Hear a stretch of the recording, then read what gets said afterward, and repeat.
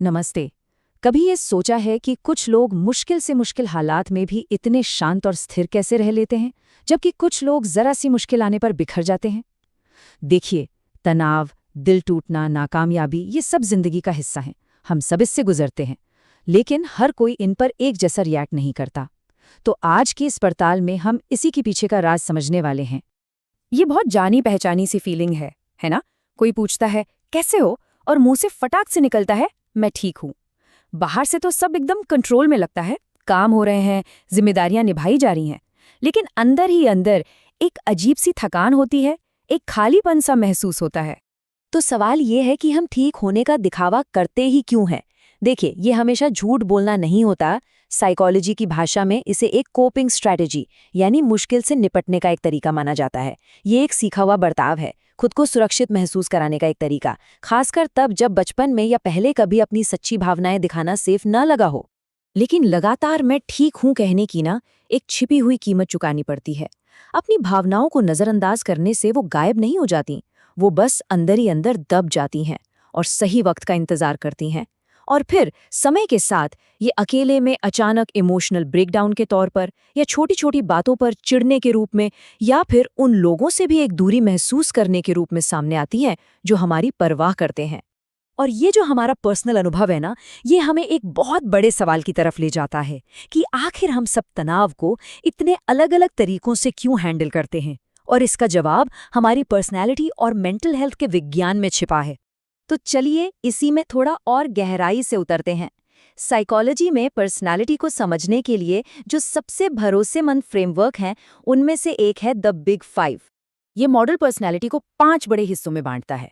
पहला है ओपननेस, यानी नए आइडियाज और अनुभवों के लिए कितना खुलापन है। दूसरा कॉन्शियसनेस, यानी कोई कितना अनुशासित और जिम्मेदार है। तीसरा एक्सट्रोवर्जन, मतलब कोई कितना सोशल और एनर्जेटिक है। चौथा एग्रीएबलनेस, यानी दूसरों के साथ सहयोग और सहानुभूति की भावना। और पांचवा न्यूरोटिसिज्म, मतलब तनाव को लेकर कोई कितना इमोशनली सेंसिटिव है। कमाल की बात यह है कि दशकों के रिसर्च में ये 5 गुण दुनिया की लगभग हर संस्कृति में पाए गए हैं। तो सवाल ये है कि इन सब का हमारे मेंटल हेल्थ से क्या लेना देना है? रिसर्च लगातार ये दिखाती है कि कुछ खास पर्सनालिटी ट्रेट्स डिप्रेशन के खतरे से ज्यादा करीब से जुड़े हुए हैं। जैसे कि जिन लोगों में न्यूरोटिसिज्म ज्यादा होता है, वो ज्यादा चिंता करते हैं और नेगेटिव बातों पर अटक जाते हैं। जिनकी कॉन्शियसनेस यानी कर्तव्य निष्ठा कम होती है, उनकी जिंदगी अक्सर अस्त व्यस्त और तनाव भरी महसूस हो सकती है। और जिन लोगों में एक्स्ट्रावर्जन कम होता है, उनमें अकेलेपन का खतरा बढ़ जाता है, जो डिप्रेशन का एक बहुत बड़ा कारण है। लेकिन यहाँ एक जरूरी बात समझनी होगी। पर्सनैलिटी कोई पत्थर की लकीर नहीं है, ये बस हमारी आदतों और झुकावों को समझने का एक तरीका है। तो फिर असली सवाल ये है कि इन सब में से कौन सा गुण डिप्रेशन के खिलाफ सबसे मजबूत ढाल का काम करता है? कोई अंदाजा? इसका जवाब है कॉन्शियसनेस, यानी कर्तव्य निष्ठा। हाँ, वही गुण जो अनुशासन, संगठन और काम को पूरा करने से जुड़ा है। थोड़ा हैरान करने वाला है ना? तो ये इतना प्रोटेक्टिव क्यों है? क्योंकि जो लोग कर्तव्यनिष्ठ होते हैं, वो अपनी जिंदगी में वो चीज बनाते हैं जिसकी हम सबको कहीं ना कहीं चाहत होती है, और वो है स्थिरता। वो रूटीन बनाते हैं, प्लानिंग करते हैं और अपने काम पूरे करते हैं। ये आदतें सुनने में बहुत मामूली लग सकती हैं, लेकिन असल में ये जिंदगी में एक तरह का सेफ्टी नेट बना देती हैं। इससे जब तनाव आता है तो उससे निपटना आसान हो जाता है, और वो जो हर तरफ से बोझ महसूस होने वाली भावना है, वो कम हो जाती है। तो अब सवाल ये उठता है कि अगर कोई नेचुरली कॉन्शियसनेस या कर्तव्यनिष्ठ नहीं है, तो क्या करे? क्या उसे अपना पूरा व्यक्तित्व बदलना होगा? अच्छी खबर यह है कि बिल्कुल नहीं, किसी को भी खुद को बदलने की जरूरत नहीं है। डिप्रेशन के असर से बचने के लिए किसी को पैदाइशी तौर पर कर्तव्यनिष्ठ होने की जरूरत नहीं है।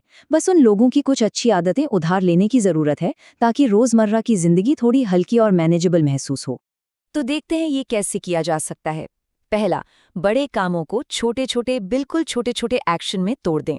दूसरा, बाहरी मदद लें, जैसे प्लानर, टाइमर या अलार्म का इस्तेमाल करें ताकि दिन व्यवस्थित रहे। तीसरा, सेहत से जुड़ी कोई एक आदत पक्की कर लें, चाहे वो टाइम पर खाना हो, पूरी नींद लेना हो या थोड़ी देर टहलना। और चौथा, जवाबदेही तय करें।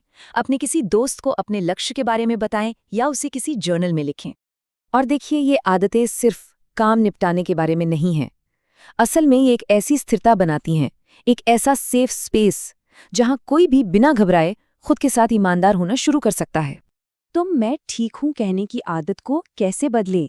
इसकी शुरुआत भी छोटे कदमों से होती है, जैसे खुद से ये मानना कि आज मैं ठीक महसूस नहीं कर रहा और इसमें कोई बुराई नहीं है। मैं ठीक हूँ कहने के बजाय ये कहने की कोशिश करना कि मैं थोड़ा परेशान हूँ, और किसी भी भावना को बस महसूस करने की इजाज़त देना, उसे तुरंत ठीक करने की कोशिश किए बिना। और आखिर में ये याद रखना सबसे ज़रूरी है कि एक डेली इंसान होने के लिए हर समय ठीक रहना ज़रूरी नहीं है। किसी को भी दुनिया के सामने हर वक्त मजबूत दिखने की कोई ज़रूरत नहीं है। तो आज की इस पूरी चर्चा से जो एक बात हमें समझनी है, वो ये है कि स्थिरता यानी स्टेबिलिटी मेंटल हेल्थ की हिफाजत करती है।